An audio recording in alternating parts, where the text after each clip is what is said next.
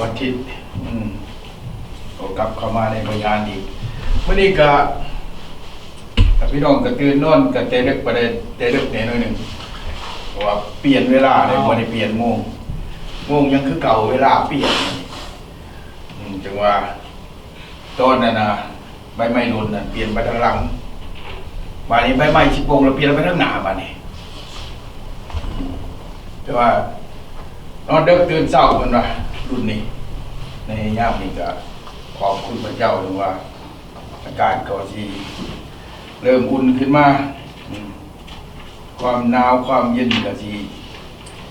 กระจากพวกเขาไปอีกในเนี่ยหนึ่งต้นไม้ใบต้องกระชิโป่งขึ้นมาเลยพี่น้องก็ขอบคุณพระเจ้าถึงว่าเป็นไปตามการเวลาของมันที่เราอยู่ในโลกอันนี้ก็นั้นจังหวะเมื่อนี้ก็มาพบกับพี่น้องกันเขาผ่าความหักเพลงตามสบายดีเมื่อทุกคนเด้อพี่น้องเลยหูทั้งไก่ทั้งไก่ทุกการต่างถิ่นต่างแดนจังหวะจะได้กะขันเบิ่งในโลกอันนี้มันกะวายุไซออกแอมขอแค่เจ้หัวเพิ่นว่าข้างล่างบ้านหน้าบ้านกันบ่ค่อยจะสนุกสุขสบายปานใดเพิ่นว่าจังว่าไอ้แม่ขอบคุณพระเจ้าพวกเฮาก็เข้ามาในวิหารของพระเจ้าอันนี้ก็เชื่อพระเยซูก็วางใจในพระเยซูถึงว่ามันสิยากสิลำบากปานใดก็แล้วแต่เฮาก็วางใจในพระเยซูคริสต์วางใจในพระเจ้าเพราะว่าพระเจ้าทรงนำทุกสิ่งพระเจ้าทรงนำทุกเหตุการณ์เกิดขึ้นเพราะว่าอยู่ไซสนาดิชานเพื่อผู้นำประเทศของประเทศสหรัฐอเมริกาหรือผู้นำประเทศที่ทำอยู่อธิษฐานเพื่อเขาเพื่อพระเจ้าจะได้ปกครองประเทศชาติบ้านเมืองไปตามชอบพระทัยของพระเจ้าเอเมนขอบคุณพระเจ้าถึงว่านะครับนี่ก็เป็นเมื่อหนึ่งอีกทีมูเฮาได้เข้ามาในพระวิหารของพระเจ้าคณะมัสการพระเจ้าการเลือกพระธรรมของพระเจ้าถามกลางความวุ่นวายสับสนของโลกอันนี้นะพี่น้องจะเข้าใจว่าโลกนี้ทุกวันนี้เป็นอะไรเพราะว่านิสัยพี่น้องวุ่นวายความวุ่นวายเนี่ยถึงเวลาที่มันวุ่นวายอ้นละหนขึ้นมาในโลกนี้จังว่ายังก็เรียกแต่ด้วยเหตุใดล่ะมันเป็นอย่างมันจะเกิดขึ้นมาแน่นี่ก็มีหลายอย่างที่มนุษย์ขาดความหักซึ่งกันและกันลืมพระเจ้าผู้เชื่อพระเจ้าบ่มักความจริงฉะนั้นจังว่าความจริงที่มีอยู่เขาก็บ่เอาฉะนั้นจงเฮ็ดให้โลกนี้ปั่นป่วนวุ่นวายถึงข่าวความวุ่นวายเข้ามาถึงนั่นนะเอเมนเพราะว่ามื้อนี้ผู้ข้าจะเว้าถึงแบ่งปันพระวจนะของพระเจ้าต่อหน้าความวุ่นวายก็ถึงวุ่นวายอยู่ทุกวันนี้เฮาเทศอะไรจังได๋เอเมนขอบคุณพระเจ้าด้วยสาเหตุที่มันเกิดขึ้นมาเฮาบ่ฮู้ว่าเพราะว่าเป็นการกำหนดของพระเจ้าเอเมนขอบคุณพระเจ้าฉะนั้นจังว่าขอบคุณพระเจ้าที่ว่าเฮามีพระเจ้ายังมีพระเจ้ายังรู้จักว่าเวลาการกำหนดมันมาถึงแล้วเอเมนขอบคุณพระเจ้าฉะนั้นจังหวะในภาษาอังกฤษว่า Great Depression มันว่าความวุ่นวายก็ถึงวุ่นวายเกิดขึ้นมานะในโลกอันนี้นะถึงขั้นว่าเวลาญาติแย่งแข่งดีญาติบ่อยู่บ่กินกันญาติดิ้นญาติดอนญาติอาหารการกินกันตามตลาดตามตลีเห็นข่าวเมื่อวานชื่อเขาญาติกันชื่อไข่ที่ตลาดโคสโก้นะกูไปก่อนก็เอาไล่กูไปน้ำลังกับอะไรกับญาติกันนะบาดนี่เนาะฉะนั้นจังว่ามันเกิดขึ้นจังหน่อยนั่นนะพี่น้องนะตอนหน้าจะภาคการจริงๆนะในภายเนื้อนั่งหน่อยการเตรียมนะเขาป่างานนำในยังกระเลียบแต่ในไรที่จะเอาไว้กิน โดยที่บ่ไปญาติไปนะครับให้พากันพยายามการเตรียมไว้นะ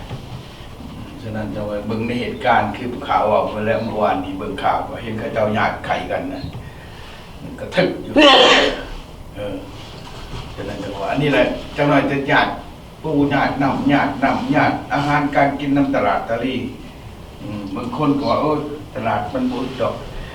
ลายหรือว่าของกินในตลาดบริลายสามคนที่อยู่ในเรือนนะพี่น้องฉะนั้นต้องญาติกันมันจะวุ่นวายขึ้นมาเพราะเศรษฐกิจยังก็แล้วแต่ที่เกิดขึ้นมาในทุกวันนี้ฉะนั้นจังหวะถึงข่าวประเทศในประเทศอเมริกานักคิดถึงเมื่อ1900เจ้าเก่าผ่านมากก็เห็นนะเขาเจ้าสร้างหนังเลยคลิปขึ้นมามีคนยืนอยู่แต่นอกตลาดหรือเขาไปเทละคนเขาไปตลาดไปเอาอาหารเขาจีมากินนะแม่นขอบคุณพระเจ้านี่ถึงเวลานั้นจะมาถึงในที่นี้ก็เหมือนกันพี่น้องจะวุ่นจะวายอันนี้ก็แล้วแต่พี่น้องแต่ว่าผู้เฮาเชื่อพระเจ้าตัดสินใจฉะนั้นผู้ประกาศประทำหรือยังก็แล้วแต่ในโบสถ์ในวิหารตั้งใจพี่น้องประกาศเรื่องของพระเจ้าเชื่อพระเจ้านะพี่น้องบ่มีทางอื่นจะไปรอดแม้แต่เศรษฐีมีมังยังก็แล้วแต่ไปบ่รอดนะถึงว่าถึงว่าได้ก็แล้วแต่บางคนว่าเศรษฐีเขาจะรอดเท่าน้อยผู้ขาในบท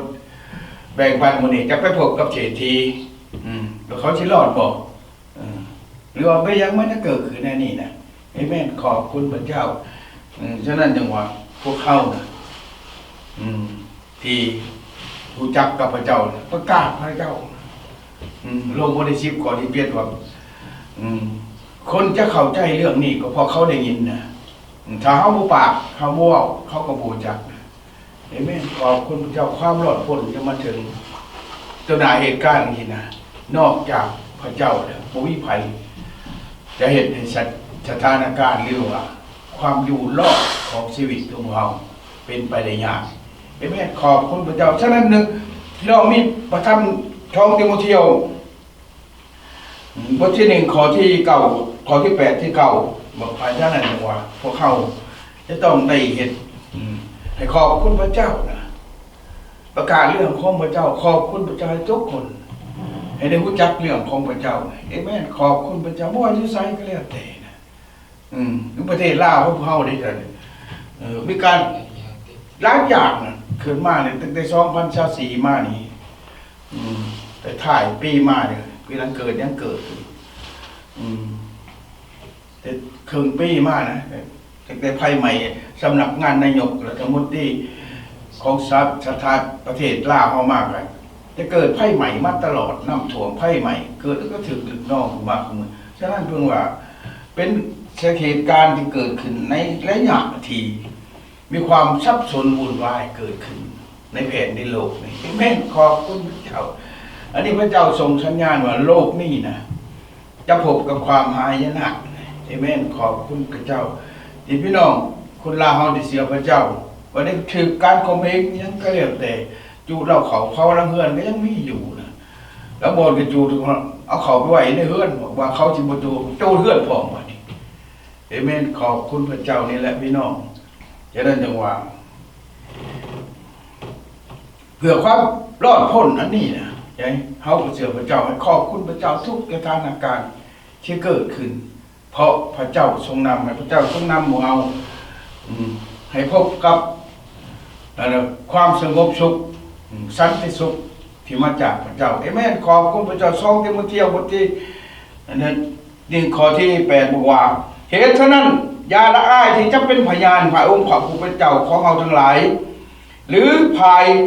ตัวเฮาก็ถูกตั้งจองอยู่เพราะเห็นแก่พระองค์แต่ทรงมีส่วนในการลำบากเพื่อการเห็นแก่ข่าวประเสริฐโดยอาศัยฤทธิ์อำนาจแห่งพระผู้เป็นเจ้าแห่งพระเจ้าผู้ทรงโปรดเฮาทั้งหลายให้พ้นและทรงเอิ้นเฮาทั้งหลายให้เป็นไผ่พ้นของพระองค์บ่แม่นเพราะเห็นแก่การดีที่พวกเฮาได้เฮ็ดนั้นแต่เพราะเห็นแก่พ ระประสงค์ขององค์พระผู้ของพระองค์เองและพระคุณซึ่งทรงประทานแก่พวกเขาในพระเยซูคริสต์ดังนั้นตั้งแต่ดึกดำบรรพ์นั่นมามุทนาสาธุขอบคุณสำหรับทุกสิ่งสรรเสริญขอบคุณสำหรับเสาร์วันนี้เมื่อเราเข้ามาในพระวิหารของพระองค์นมัสการพระเจ้าโลกเพลงขอบคุณที่พระองค์ทรงมีความหักต่อหมู่น้อยมีความเมตตาสงสารพระองค์ทรงเป็นพระเจ้าทรงประชนอยู่ทั้งมื้อนี้มื้อวานและต่อไปขอขอบคุณพระองค์ทรงประชนอยู่กับหมู่น้อยอยู่กับไผ่พลของพระองค์ในทั่วโลกทุกสถานการณ์พระองค์ทรงเป็นอยู่ผ้าจะดินจะไหวแผ่นดินจะเปลี่ยนพระคัมภีร์ก็ไม่ได้เปลี่ยนเพราะพระองค์ทรงเป็นพระเจ้าขอให้พระนามของพระองค์จงสถิตอยู่กับหมู่น้อยทั้งหลายในพระนามพระเยซูคริสต์เจ้าเอเมนเอเมนเดี๋ยวพี่น้องเขาก็ประกาศเรื่องของพระเยซูคริสต์ต่อไปนะสำหรับเรื่องถึงว่าเขาไม่ควรจะละอายพี่น้องร่างเสียวว่าโอ้คือถ้าเทียนละอายบ่เขาเสียวพระเจ้าจะละอายนะร่างเสียวไปหาเห็นพี่น้องตลาดทะเลกันบางคนก็ละอายญาติเขาจับมาเป็นคริสเตียนกับวันนี้เอเมนขอบคุณเป็นไม่ต้องละอายพี่น้องเพราะเรื่องความจริงนะเรื่องความหลอดทนที่มาจากพระเจ้าเรื่องนี้มันเป็นมาแต่ดึกดำบรรพ์แต่ก่อนโลกบ่ท่านมีเป็นหูเป็นหางแต่พระเจ้าคงเป็นอยู่เอเมนขอบคุณพระเจ้าพี่น้องฉะนั้นทุกสิ่งเกิดขึ้นมาในโลกนี้วัฏจักรพระเจ้าซอยเฮาบ่ได้บ่มีวัฏจักรที่พระเจ้าบ่เห็นบ่มีเอเมนพระเจ้าซอยเฮาทุกอย่างเอเมนขอบคุณพระเจ้าสถานการณ์เกิดขึ้นมาในทุกวันนี้เป็นอย่างแต่ว่าโลกนี่มันวุ่นวายนี่พี่น้องถ้ามันวุ่นวายไปยังคนบ่จักพระเจ้านะบ่จักความจริงบ่มีศีลธรรมนะบางคนบ่มีศีลมีธรรมจะถือศีลถือธรรมพี่น้องอันนี้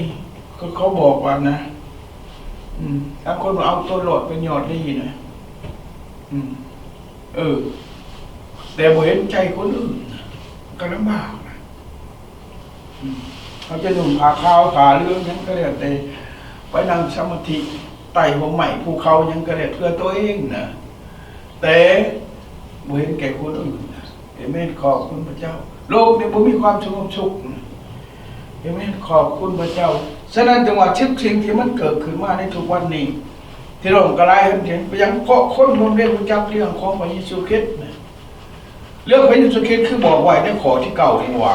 บ่แม่นว่าเรื่องพระเจ้านี่บ่แม่นว่ากลับมาว่ามื้อนี้มื้ออื่นว่ามันเถิดเลยนะฉะนั้นแต่กับผู้ชมพระเจ้าโทษเฮาทั้งหลายให้พ้นและชมเอิ้นเฮาทั้งหลายให้เป็นไผพ้นของพระองค์บ่แม่นเพราะเห็นแก่การดีที่พระองค์เฮ็ดแต่เพราะเห็นแก่พระองค์พระประสงค์ของพระองค์เองและพระคุณทรงประทานแก่พวกเขาในพระเยซูคริสต์ตั้งแต่ดึกดำบรรพ์มานั้นแม่ขอบคุณพระเจ้าตั้งแต่ไรมาเนี่ยนะพี่น้องเรื่องพระเจ้าว่าไม่เรื่องมื้อนี้มื้อวานนะเขาเฮ็ดดีบ่ได้ดอกถ้าบ่มีความเชื่อพระเจ้านะถ้าบ่จักพระเจ้าเฮ็ดดีบ่ได้ก็แล้วแต่บ่ค่อยดีจังซั่นค่อยดีจังซี่นั่นแต่ในชายพระเนตรของพระเจ้าทุกคนเป็นคนว่าแม่นบ่เอเมนขอบคุณพระเจ้าฉะนั้นจึงว่าเราจะประกาศเรื่องของพระเจ้าบ่แม่นย้อนการเฮ็ดดีของเฮาหลายคนว่าจะเป็นคนดีจังที่ว่าเรื่องของพระเจ้าแม่นอาจารย์เปาโลสารภาพความคิดความบาปของอาจารย์เปาโล108มาประกาศเรื่องของพระเจ้าให้คนซื่อนะเอเมนฉะนั้นพวกเราถึงมีหนังสือของอาจารย์เปาโลมาอ่านกันทุกมื้อนี้ในทัศนะของอาจารย์เปาโลมันบ่มีหยังดีนะในชีวิตของเราแต่พระเจ้าได้ปั้นเราขึ้นมาเพื่อประกาศเรื่องของพระเจ้าเหมือนดังกันกับพวกเฮานะบ่ต้องน้อยใจพี่น้องบ่คอยเป็นคนชั่วเจ้าเป็นคนบาปอย่างที่เว้าเรื่องของพระเจ้าบ่ได้ฉะนั้นจังว่าหลายคนก็บ่อยากฟังคนขี้ถูกบ่อยากฟังคนทุกข์คนยากคนจนที่เว้าเรื่องความจริงเอเมนขอบคุณพระเจ้าเชิญพี่น้องนะฟังเกี่ยวกับการประกาศของพระเจ้านะลงบทที่10ข้อที่17เรื่องความพ้นถ้าเขาบ่ประกาศบ่มีใครได้ยินดอกเอเมนขอบคุณพระเจ้าเขาได้ยินได้ฟังเขารอดก็เพราะเขาประกาศ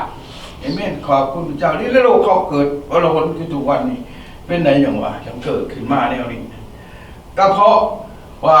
ทุกสิ่งในโลกนี่นะบ่เป็นไปตามพระประสงค์ของพระเจ้ามีการสอราดบังลวงมีการกดขี่ข่มเหงความจริงบ่เป็นความจริงเอาความจริงมาเป็นความหลอกลวงถึงกันเลยกันฉะนั้นจังหวะโลกอันนี้จะเกิดเป็นมาจึงดังที่เราเห็นในทุกวันนี้เอเมนขอบคุณพระเจ้า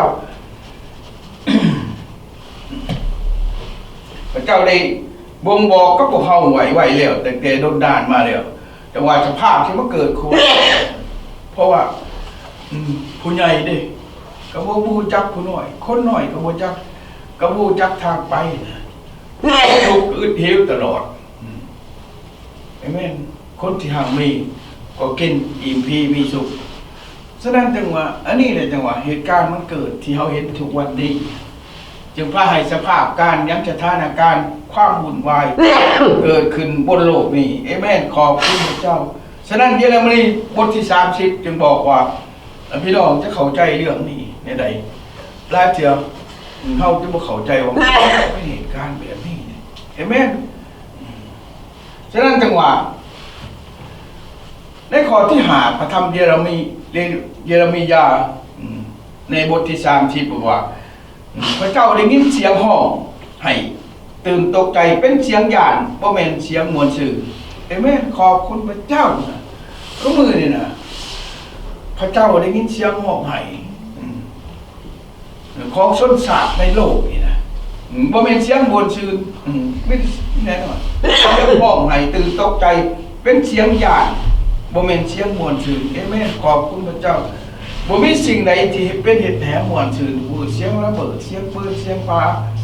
ยังก็แล้วแต่เสียงสถานหวั่นไหวโดยเฉพาะ SpaceX ที่บอกพี่น้องในประเทศอเมริกาขึ้นไปถึงอากาศแตกถึงน้องตื่นตกใจวัดทั่วทิศทั่วแดนแถวเม็กซิโกชิโกเนี่ยนะกันนะอันนี้เลยจังหวะสิ่งที่มันเกิดขึ้นบ่ว่าพื้นดินในใต้ฟ้าบ่ว่าใต้ฟ้าและเนื้อแผ่นดินยังก็แล้วแต่เกิดขึ้นมาในทุกวันนี้เอเมนขอวันนี้จงถามและคิดถึงเพื่อว่าผู้ชายออกลูกมีบ่เอเมนขอบคุณพระเจ้าผู้ชายออกลูกมีบ่ล่ะผู้ชายออกลูกบ่มีดอกแต่เป็นยังเขาจังลำบากหลายคนผู้ชายของมือนี่เป็นผู้ชายเนี่ยมันลำบากเขาไม่ได้ออกลูกแต่ว่าได้อุ้มลูกนะไม่บอกโดยเฉพาะผู้ข่าวเขาเคยได้ยินเรื่องตะกี้มาเห็นในประเทศในอเมริกาเป็นผู้ชายนั้นลำบากนะลูกเชียร์เมียปากบ้านี้ตัวเองได้เลี้ยงลูกนะอันนี้เลยจังหวะไม่ได้ออกลูกแต่ว่าได้เลี้ยงลูกนะพี่น้องเพราะนั้นจังหวะ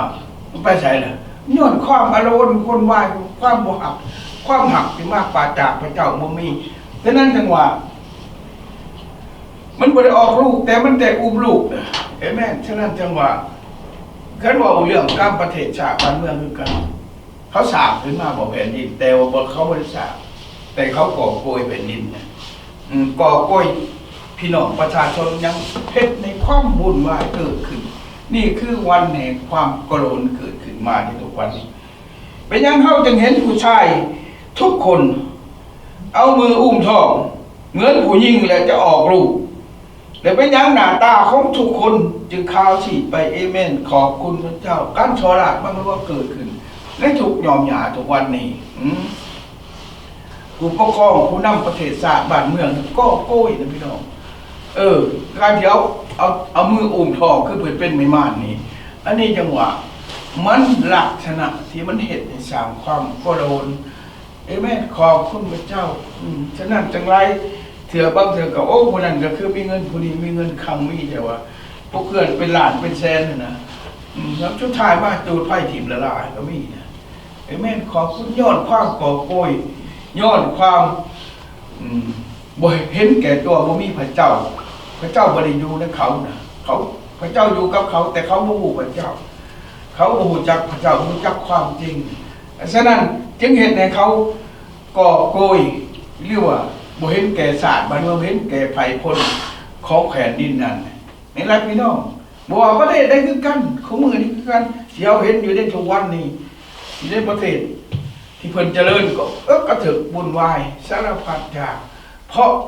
ผู้นำประเทศผู้ปกครองประเทศโสโกงเอาความจริงไปถิ่มลงนำเอาความเท็จขึ้นมาเว้าสู่พี่น้องฟังเอเมนขอบคุณพระเจ้าความจริงมีอยู่แต่เขาโบเว้าฉะนั้นจังหวะในพระคัมภีร์ขอนิบัตินี่จงถามและคิดเบิ่งว่าผู้ชายออกลูกมีบ่เอเมนขอบคุณพระเจ้ามันบ่มีนะพี่น้องแต่ว่ามันเกิดขึ้นในความโลภมากโลภาของอำนาจการปกครองผู้ปกครองผู้แทนราษฎรประชาชนยังก็แล้วแต่อันนั้นพวกเขาเขาเป็นเจ้าของบ่ในแผ่นดินนี่นะภาษีของประชาชนนี่เขาเป็นเจ้าของแต่ว่าเขาก็โกยนะบ่อยากคืนให้ประชาชนพี่น้องขอบคุณพระเจ้าอินคัมแท็กปีนี้ก็เริ่มได้มาแล้ว2024นี่พี่น้องภาษีที่พี่น้องเสียไปก็คงจะกลับมาหลายคนก็ยังทราบพี่น้องเอเมนฉะนั้นจังหวะเป็นทางชาติในจังหวะเขาขอโกยเขาเหมือนเอาทองอยู่นะเป็นอย่างเขาจึงเห็นผู้ชายทุกคนเอามืออุ้มทองเหมือนผู้หญิงจะออกลูกเอเมนขอบคุณพระเจ้านี่แหละจังหวะทุกอย่างในโลกนี่นะมีการโสราบังลวงก่อโกยเห็นแก่โตทุกวันนี้นะคืออำนาจการปกครองเป็นก็เรียกแต่นะเอเมนผู้ปกครองผู้แทนราษฎรผู้นำประเทศประธานประเทศยังก็แล้วอันนี้เราจังพี่น้องเขาก่อโกยบ่เห็นแก่ชาติบ้านเมืองบ่เห็นแก่ผู้ทุกข์ผู้ลำบากนะเอเมนขอบคุณพระเจ้านี่แหละเข้ามาว่าอุ้มท้องนะถือผ้าคือผู้หญิงเป็นพวกก่อโกยเลยชั่วราชบังลวงพี่น้องอันนี้ว่าไหวมาแต่เยเรมียาที่2,000 ปีมาแล้ว3,000 กว่าปีมาแล้วที่ว่ามานี่แต่มาถึงทุกวันนี้เราเห็นอยู่เอเมนขอบคุณพระเจ้าเพราะว่าในวันนั้นนาย่านจะมาถึงบ่มีวันใดเหมือนกับวันนั้นเพราะว่าเป็นเวลาทุกข์ใจของเสือศาสตร์ยาโคบแต่พวกเราจะผ่านพ้นวันนั้นไปได้เอเมนขอบคุณพระเจ้านี่แหละพี่น้องมันวันนั้นกำลังมาถึงคุณมือวันทุกข์ยากวันลำบากที่เกิดขึ้นในโลกนี้ในบ้านเฮาเมืองเฮายังก็แล้วแต่ความเจ็บปวดความทุกข์ความลำบากอึดเข่าอยากเกลือยังเกิดขึ้นมาทุกวันนี้หิวน้ำงัวควายว่าไม่อยากกินเอเมนขอบคุณพระเจ้าสัจจาว่าสิ่งเดือดร้อนไปหมดไฟไหม้เฮือนไฟไหม้เหล้าไฟไหม้เขาไฟไหม้หน้าเอเมนขอบคุณพระเจ้านี่แหละพี่น้องย้อนอย่างย้อนผู้ชายทางลายนะอุ้มท้องถือผ้าคือผู้หญิงเพราะเขาก่อโกยนะผู้นำประเทศผู้ปกครองประเทศก่อโกยปุ่นสะดมประชาชนยังก็เรียกแต่ทุกวันนี้เหตุในคนยากจนถึงไปลงฉะนั้นกระบวนมันสบายใจเขากับไปตกนรกคือเก่าเนี่ยถ้าว่าในการประกาศข่าวประเสริฐเขาบ่พังฉะนั้นจังหวะข้อที่8พระผู้เป็นเจ้าผู้อำนาจยิ่งใหญ่ทุกเก่าเมื่อวันนั้นมาถึงเขาจะปลดแอกออกจากคอและแก้โฉออกจากเขาพวกเขาจะบอกเป็นทาสหัดใช้คนต่างชาติอีกต่อไปเอเมนพี่น้องทั้งหลายคนลาวเฮาทุกวันนี้เป็นทาสทนทุกข์ย้อนเป็นความลำบากเป็นข่อยค้าทาซาของคนต่างชาติบนแผ่นดินตัวเองเนี่ยคือการกำในสมัยนี้เนี่ยถ้าว่าถึงวันนั้นพระเจ้าจะปลดปล่อยขาดประชาชนลาวเอาเสือพระเจ้านะฉะนั้นขอพระเจ้าอวยพรทุกประกาศประทับอยู่ในประเทศลาวนะถึงจะยากลำบากมาได้ก็แล้วแต่ให้ประกาศเรื่องของพระเจ้าให้คนลาวฟังให้ผู้นำลาวได้รู้จักให้ประเทศราษฎรผู้ปกครองบ้านเมืองให้รู้จักพระเจ้าเอเมนขอบคุณพระเจ้าฉะนั้นพระเจ้าจะปลดปล่อยพระผู้เป็นเจ้ามีอำนาจยิ่งใหญ่กว่ากล่าวว่าเมื่อวันนั้นมาถึงเขาจะปลดแอกออกจากคอและแก้โฉออกจากเขาพวกเขาจะบอกเป็นทาสรับใช้คนต่างชาติอีกต่อไปเอเมนขอบคุณพระเจ้าพี่น้องนั่นตลอดคนต่างชาติเลี้ยงก็แล้วแต่ที่ว่าบกขู่ข่มเหงยังด้วยความเสื่อในพระเยซูคริสต์ฉะนั้นถึงวันนั้นนะพระเจ้าจะปลดแอกนั้นออกจากคอ เอเมนขอบคุณพระเจ้าจะปลดปล่อยแผ่นดินของท่านให้เป็นอิสระภาพเอเมนขอบคุณพระเจ้าแต่จะรับใช้เฮาคือพระผู้เป็นเจ้าของพวกเขาและรับใช้ได้เป็นผู้เฮาจะให้เป็นกษัตริย์ของพวกเขาเอเมนขอบคุณพระเจ้าฉะนั้นจังหวะคนเขาจะรับใช้ให้พ้นของพระเจ้าจะเป็นผู้ที่พระเจ้าอวยพรพระเจ้าจะรับใช้นะพี่น้องมันถึงข้าวยากเรามันยากสำไหนยากถึงขันว่าเจ้านายหรือผู้ปกครองประเทศชาติบ้านเมืองยังก็แล้วแต่เขาบ่ได้เห็นแก่หน้าของผู้ใดนะเห็นแก่การกินการดื่มเห็นแก่ชีวิตส่วนตัวของเขาเจ้าคือเขาเจ้าอุ้มท้องอยู่นะพี่น้องในประมาณปี6 7 8นะไปยังผู้ชายเนี่ยอุ้มท้องเหมือนกับผู้หญิงที่กำลังจะได้ลูกเอเมนขอบคุณพระเจ้ามันโซลาดนะกินบ้านกินเมืองนะมีอำนาจบาปใหญ่เอเมนขอบคุณพระเจ้าฉะนั้นจังหวะถ้าเขาประกาศเรื่องของพระเจ้าเขามากับเบิ่งในพระคัมภีร์2 ทิโมธีบาทนี่มาเบิ่งใน2 ทิโมธีเขาประกาศเรื่องเขาอย่าละอายนะไม่ต้องละอายนะเขาแปลตรงละเหตุฉะนั้นอย่าเขาบ่ได้ละอายเป็นฝ่ายองค์พระผู้เป็นเจ้าของเราทั้งหลายหรือฝ่ายตัวเฮาก็ถือจับจองเพราะเห็นแก่พระองค์เอเมนขอบคุณพระเจ้าเฮาเห็นแก่พระเจ้านะเห็นแก่ใครพ้นของพระองค์ที่อยู่ในโลกนี่จะต้องถือความจิบหายนะมันไผแหละมันจิบหายนะมันถูกมันลำบากนะเหมือนกันกับคนเขาไม่ได้บอกนะหลายคนก็คือกันกับพวกเศรษฐีมีมั่งจังต่างๆนะคนเขาไม่ได้บอกเศรษฐีนะมันไม่ยอมฟังความไปนะมาฟังความไปหางมีอยู่ในโลกนี่บ่ยอมพังบ่ยอมเสียพระเจ้าพระชัยมันตายมันตกนรกนะคนถูกได้พ้นนะพี่น้องแต่เดี๋ยวนี้เขานับถือกันไปหาเศรษฐียังกระเหลี่ยแต่ข้านไปนี่พี่น้องยากมันแต่ว่าอย่าลืมนักเศรษฐีมันตายมันตกนรกนะบ่มีพ้นจะคนนะเศรษฐีบ่พ้นนะพี่น้องหังมีเป็นดียังกระเหลี่ยแต่ผู้บ่เชื่อพระเจ้านี่เหมือนเศรษฐีมาเขาว่าผู้อ้างตัวเองว่ามีอำนาจหังมีเป็นดีมีเงินมีคำบ่เชื่อพระเจ้าคันบ่เชื่อพระเจ้าไปไหนตกนรกเอเมนขอบคุณพระเจ้าไปเบิ่งในลูกาบทที่16ที่เราขอ19ไปผู้ที่เป็นเศรษฐีมีหมางพังนะจังว่านี่แหละถึงข้าวโอละหนน่ะเฮาจะกราบเขานะเศรษฐีน่ะสร้างให้บ้านเมืองเศรษฐีเนี่ยเฮ็ดให้โลกเนี่ยวุ่นวายขึ้นมาถึงวันนี้นะเพราะเขาอวดตัวเป็นเศรษฐีบ่ว่าเศรษฐีน้อยเศรษฐีใหญ่หยังก็แล้วแต่ฉะนั้น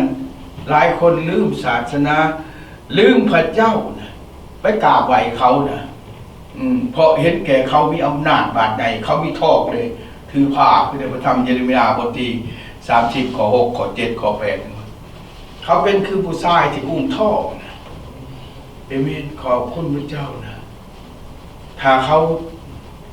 อุ้มท้องนะเขาจะออกลูกนะเอเมนคนก็ไปล่อถากินน่องมันคือกำนองควายนี่ถ้าเขาบ่ให้ก็บ่ได้กินพี่น้องนี่แหละพี่น้องเอเมนขอบคุณพระเจ้าฉะนั้นจังหวะพวกเกทีทั้งหลายนะถ้าเขาบ่เชื่อพระเจ้าฉะนั้น2 ทิโมธีบทที่1 ข้อ 8 ข้อ 9จังว่าเฮาต้องประกาศเรื่องให้อย่าละอายนะบ่ต้องละอายนะบอกเขาด้วยนะว่าเขาคือผู้ที่ถือทองถือผ้าโทษอยู่ต่อชาติต่อประชาชนต่อคนที่บ่เชื่อพระเจ้าเป็นคนที่บ่เชื่อพระเจ้าทรยศต่อผู้เชื่อพระเจ้าจุเราเขาเผาเรื่องเงินเขาเชื่อพระเจ้าก็บ้างเพื่อนเพศสร้างของเขาเลยเอเมนขอบคุณพระเจ้านี่แหละพี่น้องเมื่อเวลาเขาจากโลกนี้ไปเขาไปตกนรกเอเมนขอบคุณพระเจ้านี่แหละจังหวะในลูกาบทที่16ข้อ19ว่าเมื่อว่าเรื่องนี้พวกที่ฉามันฉาความมุ่งมั่นผู้เชื่อพระเจ้าเกี่ยวกับเหตุแห่งเขากล่าวไหวมันอยู่ในถุงวันนี้นะเอเมนบอยยุไซบาทเขาเมืองเขาคือกันเขาประกาศว่าพวกเศรษฐีพวกมีเงิน ผู้อ้างตัวเองว่าเป็นผู้ใหญ่เป็นผู้มีเงินเป็นผู้นั่นน่ะนี่หลายคนไปกราบตีนเขานะเอเมน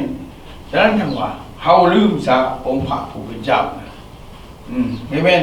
ฉะนั้นผู้ที่เชื่อพระเจ้าต้องประกาศเรื่องพระเจ้ายังมีความละอายข้อที่8พระธรรม2ทิโมธีบท 1อย่ามีความละอายเรื่องประกาศเรื่องของพระเจ้าอันนี้คือพระประสงค์ของพระเจ้าตั้งแต่โดนนานมาแล้วอยากให้ทุกคน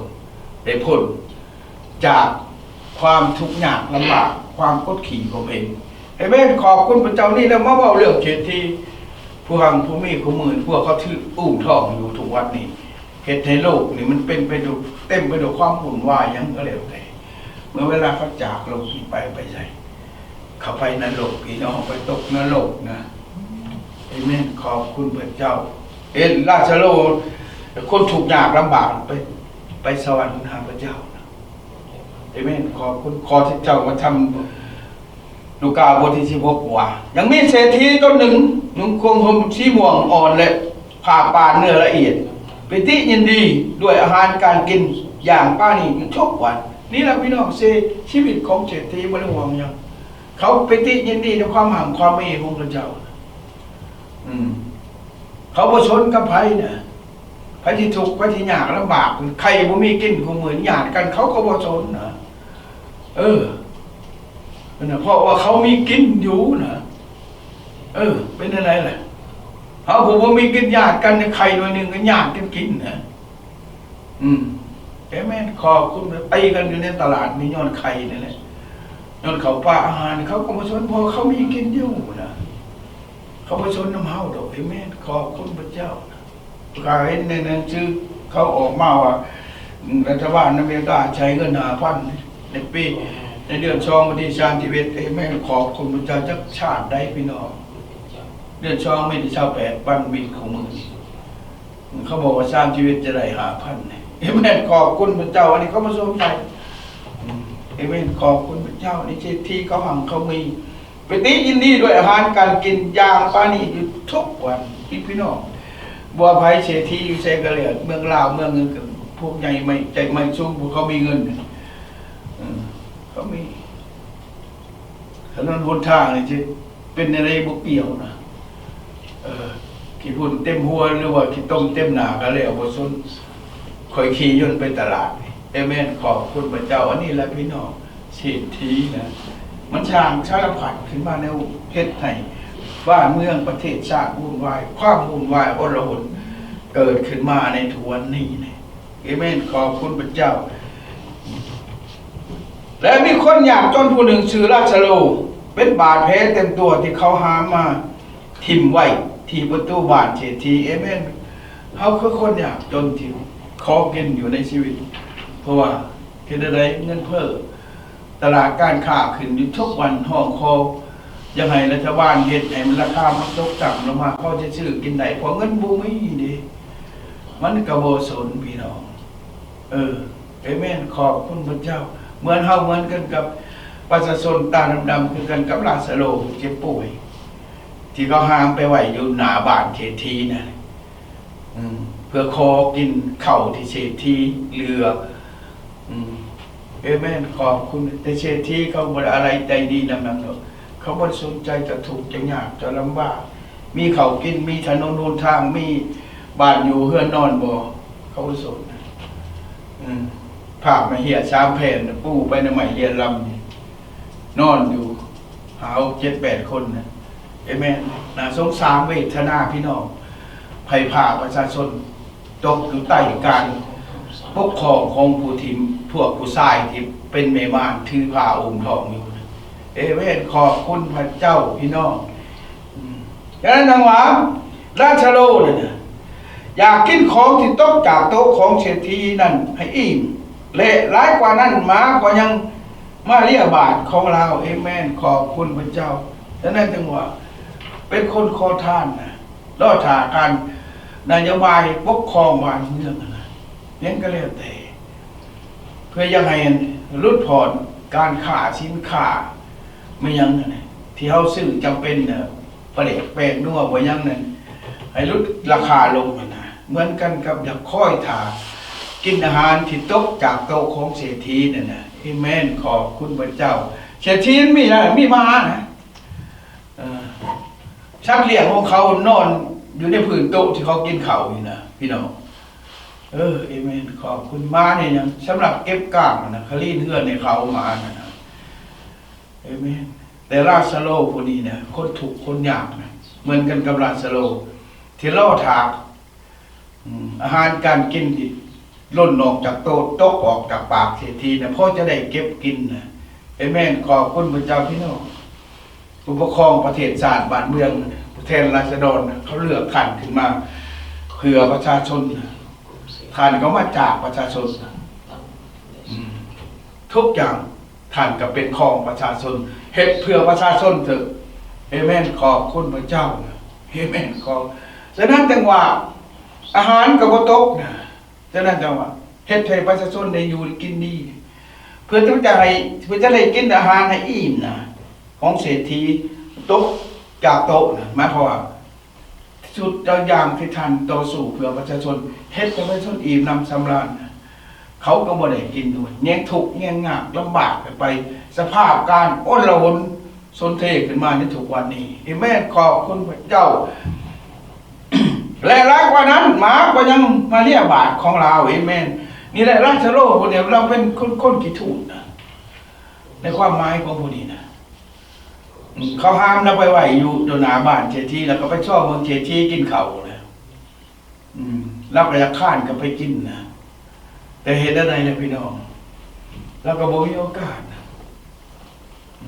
ที่ได้กินนะเหมือนดังพี่น้องในทุกวันนี้นะ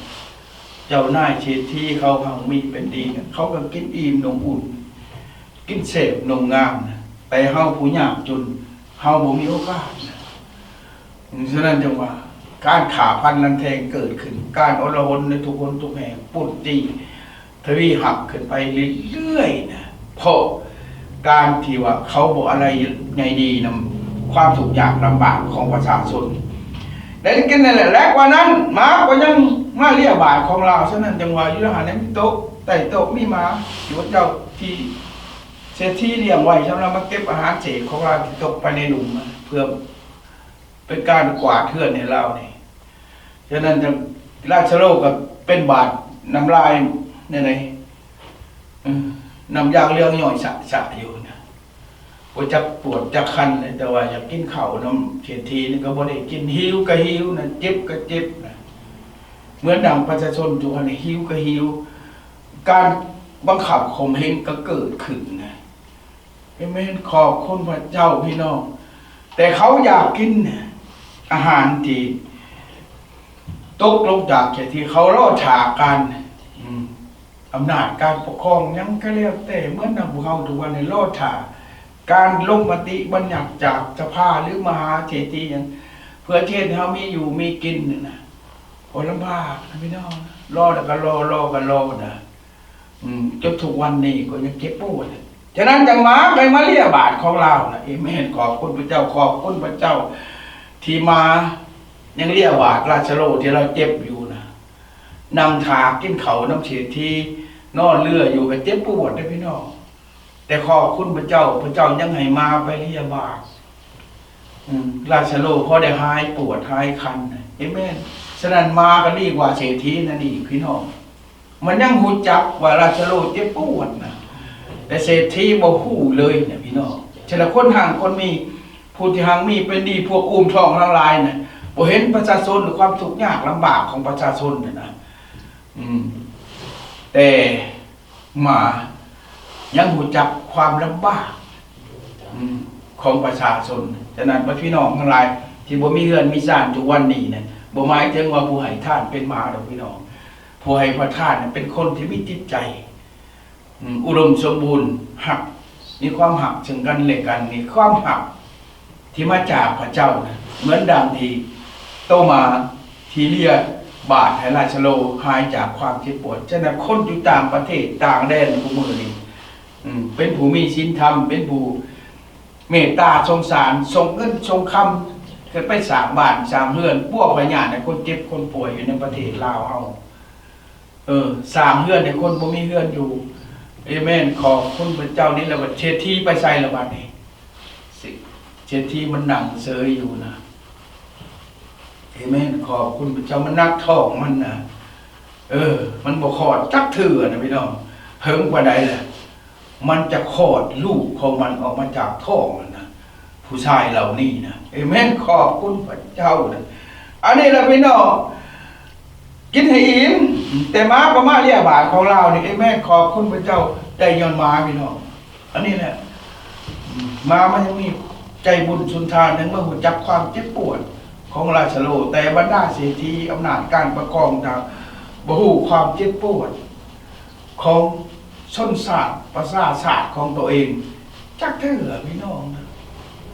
เอเมนขอบคุณพระเจ้านะนี่แหละพี่น้อง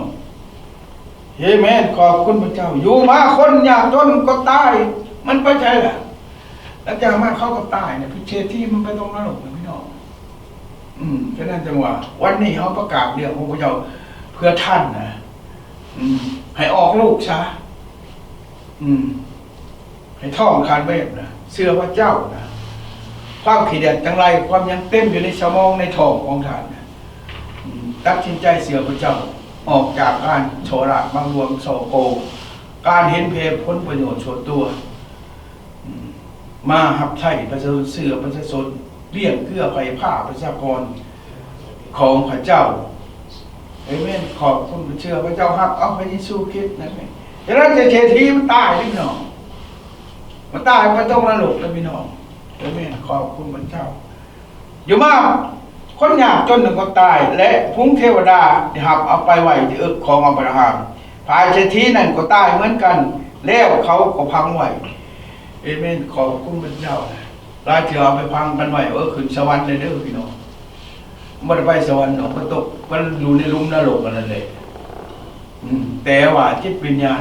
ไปหาพระเจ้าไปตกนรกจะซากศพมันเน่าเปื่อยอยู่ในขุมนั่นเลยเอเมนราชโลนั้นวิญญาณของเราไปอยู่ในของอับราฮัมเป็นผู้ที่พระเจ้าทรงเป็นบุตรเป็นลูกของพระเจ้าที่ประกาศเรื่องพระเจ้าเป็นผู้ที่นำความเสื่อพระบิดาแห่งความเสื่อของมนุษย์โลกนี่นะเอเมนขอบเดี๋ยวนี้เพิ่นก็ไปเป็นภูมิเทวดาอยู่กับพระเจ้าฉะนั้นราชโลจิตวิญญาณของท่านก็ไปอยู่กับอับราฮัมเอเมนขอบคุณพระเจ้าที่พี่น้องผู้ที่มีความเสื่อประกาศเรื่องของพระเจ้าผู้ทางมีเป็นดีเชื่อพระเจ้าออกลูกเถอะเศร้าชื่อพาเนี่ยไปผ่าตัดออกซะคำมันนานออกก็ได้นะถ้ามันออกก็ได้เลยก็ผ่าตัดออกนะเอเมนขอบคุณพระเจ้าเมื่อในด้านมรณะเป็นสุขเวทนาในเศรษฐีจึงเงยตากันเห็นอับราฮัมห่างไกลและเห็นราชโลอยู่ในเอื้อของฐานเอเมนขอบคุณนี่นะพี่น้องคนยากจนทั้งหลายที่อยู่ในบนโลกเนี่ยพบกับความทุกข์ยากลำบากเมื่อตายจากโลกเนี่ยไปอยู่กับพระเจ้าอยู่ในเอื้อของอับราฮัมอยู่ในเอื้อของพระเจ้าเอเมนขอบคุณพระเจ้าแต่เศรษฐีเด็กเศรษฐีในบึงไผ่อันที่ใหม่บ่หมดจักเถื่อพี่น้องลำบากอะไรเห็นแต่ความทุกข์ยากลำบากเห็นราชโลที่อยู่ในเอื้อของอับราฮัมเอเมนขอบคุณพระเจ้าถึงราชโลก็เจ็บปวดเขาพ้นทุกข์บาดแผลของเขาเด็กดีนอกจากบาดแผลเขาหายเจ็บหายปวดย้อนมาก่อนจากโลกนี้ไปนะบ่แม่นย้อนเศรษฐีทั้งหลายบ่แม่นนายแพทย์นายหมอที่ข้าเจ้าส่งไปปัวแล้วนะแม่นย้อนหมาพี่น้องก็คือเบิ่งอะไรขนาดเศรษฐียังบ่ปานหมานะยังบ่ได้ปัวความเจ็บความปวดของราชโลกแทนที่เขาจะเห็นราชโลกความเจ็บความปวดเขาจะไปหาแพทย์หาหมอพ่อเขานั่งกินข้าวเฉยอยู่แต่หมานะยังไปเรียบาทของราชโลเห็นให้เราหายเจ็บหายปวดก่อนตายไปจากโลกนี้ไปเมื่อเราจากโลกนี้ไปอยู่กับพระเจ้าเอเมนพระเจ้าเล่าโล่งใจเราเห็นให้บาดแผลของเราหายดีขาวสะอาดแต่เศรษฐีไปตกนรกเอเมนขอบคุณพระเจ้าจนวันนี้นะ พี่น้องทราบคริสเตียนทั้งหลายอยู่ในทุกคนทุกแห่งประกาศเรื่องของพระเจ้านะประกาศเรื่องของพระเจ้าออกความจริงนะถ้าเขาบ่ประกาศก็บ่มีใครจะบอกเขานอกจากคนที่เชื่อนี่เอเมนขอบคุณพระเจ้าและเขากำลังทนทุกข์ทรมานอยู่เนี่ยนี่ถึงแม้ว่าเขาจะม่วนชื่นสนุกชุกจะว่าแต่อนาคตในทางหน้านะเขาจะพบกับความทุกข์ทรมานอันเจ็บปวดแสนสาหัสเหมือนดังโลกนี่กำลังวุ่นวายทุกอย่างลำบากในทุกวันนี้นะคือกำกับบาดแผลของลาซาโรที่บท่านได้ถึงเยียวยาพี่น้องเขาพบกับปัญหานี้นะฉะนั้นจังหวะหนักแต่วันนี้นะพี่น้องทราบคริสเตียนทั้งหลายประกาศเรื่องของพระเจ้าไม่เห็นขอบของพระเจ้าลาซาโรนี่จะเห็นแล้วเศรษฐีจึงห้องว่าอับราฮัมบิดาเอ๋ยขอเอ็นดูเขาหน่อยเถิดท้นขอจงใส่ลาซาโรเพื่อจะเอาปลายนิ้วมือจุ่มน้ำมาแปะใส่ลิ้นขาน้อยให้สุ่มเย็นด้วยว่าขาน้อยกำลังทนถูกทรมานอยู่ในเปลวไฟนี้เอเมนนี่แหละพี่น้องในยามเฉวยสุขของมือนี่นะเฮ็ดไถ่ภัยพ้นพระเจ้าภัยผ่าประชากรทั่วโลกต้องจากลำบากก็เพราะเขานะเขาบอกอะไรใจดีน้ำไหวนะเมื่อเขาตายไปแล้วไปอยู่ในบึงไผ่อยากให้มีจักน้ำยศหนึ่งมาหยอดใส่ลิ้นนะเพื่อเขาจะมีแห้งนะแต่ไม่ขอบคุณทุกมือดีเด้ความยุ่งยากลำบากของไผ่ผ่าประชากรของชาวโลกเนี่ยนะเขาจับหมดเลยเขาโอ้โหพี่น้องเขาโอ้โหจักเลยนะเขาอุ้มท่อของเขาอยู่บ่มีวันออกบ่มีวันออกจักเถื่อความโลภมากโลภาโสราดบังรวมกินบ้านกินเมืองยังก็เรื่องใดบ่มีจักเถื่อนะถึงเวลาแล้วนะวันนี้นะพวกเราประกาศเรื่องของพระเจ้านะเพื่อให้ทิ้งเรานี่ไปผ่าตัดที่ลูกในท้องของเขานะออกยากนะขอให้เรื่องของพระเจ้าภวัตนะของพระเจ้าไปผ่าตัดเอาลูกเอาความขี้เกียจจังไรออกจากท้องของเขานะคือเรื่องของพระเยซูคริสต์เอเมนขอบคุณพระเจ้านะเอเมนพี่น้องอันนี้แหละจังหวะความทุกข์ยากลำอยู่ในเปลวไฟเนี่ยไฟยังอยู่แล้วไฟก็ไม่ยังอยู่เลยเอเมนขอบคุณพระเจ้าพี่น้องจะไปบ่แล้วพวกตกนรกบ่พอเห็นพวกมีคลิปว่านะตลกเรียวตัวหนึ่งมีไปตู้หนึ่งเราไปถากกันนึกต้นมะมิ้วเป็นน้ำอยู่ในเหือนเราเราไม่เห็นเรากวาดขี้เหงื่อเราไปกวาดลีน้ำมันพวกเราเดี๋ยวไปทานเห็นยังเราอ่ะนี่โอ้ยเราคอยชิมัดลีน้ำมะมิ้วนี่ออกให้เมื่อหนึ่งก่อนคอยจะไปปีนมันว่ะเอ้แม่นขอเป็นวันในศาสนาพุทธว่าคนที่ตายไปบ่าวปีนต้นมะมิ้วเด็ดๆเอ้แม่นขอบคุณพระเจ้าพี่น้อง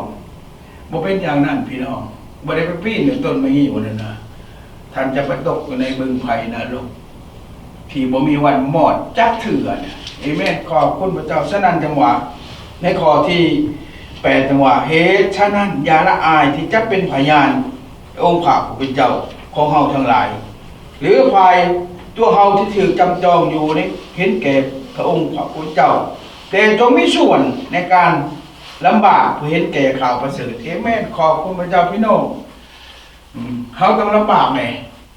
ประกาศเรื่องของพระเจ้าตัดสินใจประกาศเรื่องของพระเจ้าเพื่อภัยพ้นของพระเจ้าเพื่อคนทั้งหลายที่เป็นท้องมารอยู่ให้พระเจ้าได้คลอดลูกของเขาออกมาเห็นแก่ภัยผ้าประชาชนเห็นแก่ความทุกข์ยากลำบากของภัยคนในทุกวันนี้คือในพระนามพระเยซูคริสต์เจ้า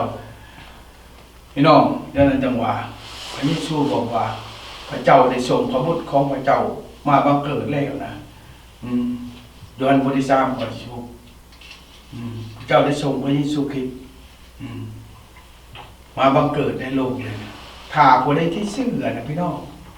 จะบ่จิ้มหายนะถ้าผู้ที่บ่เชื่อดิถ้าผู้บ่เชื่อก็จะไปตกนรกพี่น้องเอเมนขอบคุณพระเจ้านะ ในข้อที่16ในโยฮันบทที่3ที่บอกถึงพี่น้องพระเจ้าทรงหักโลก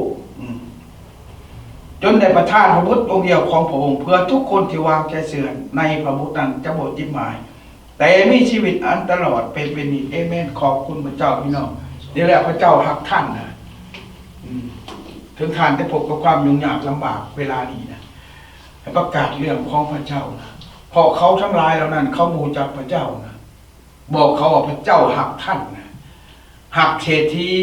หักคนห่างคนมีหักคนยากจนทั้งหลายที่บนอยู่ในบนโลกนี้เมื่อท่านเชื่อนะท่านจะบ่พบกับความยิ่งใหญ่ถ้าเขาเชื่อนะอำนาจการปกครองยังกระเหลี่ยแต่รัฐบาลมหาเศรษฐีท่านประเทศยังกระเหลี่ยแต่ถ้าเขาเชื่อพระเจ้าเขาจะบ่ยิ่งใหญ่ถ้าเขาเชื่อวันนี้เนี่ยเขาจะเห็นในทุกอย่างเห็นในภัยพ้นของพระเจ้าบนโลกนี้พบกับความสุขฉะนั้นวันนี้บอกว่าเจ้าทรงหักท่านและข้าพเจ้าเพราะว่าท่านและข้าพเจ้าเป็นคนบาปนะเอเมนขอบคุณพระเจ้าขอให้พระเจ้าทรงช่วงสถิตอยู่นำภัยพ้นของพระองค์ผู้ประกาศประจำทั้งหลายและอภัยบาปให้กับผู้ที่เห็นในความวุ่นวายเกิดขึ้นมาในโลกนี้ในวันนี้เอเมนโมทนาสาธุขอบคุณสำหรับทุกสิ่งสรรเสริญขอบคุณพระเจ้าทรงนำพระเจ้าทรงหักโลกจนได้ประทานพระบุตรองค์เดียวของพระองค์เข้ามาในโลกก็เป็นข้าไถ่ผู้ใดที่เชื่อจะบ่จิบหายถ้าที่ผู้บ่เชื่อก็จะจิบหายเอเมน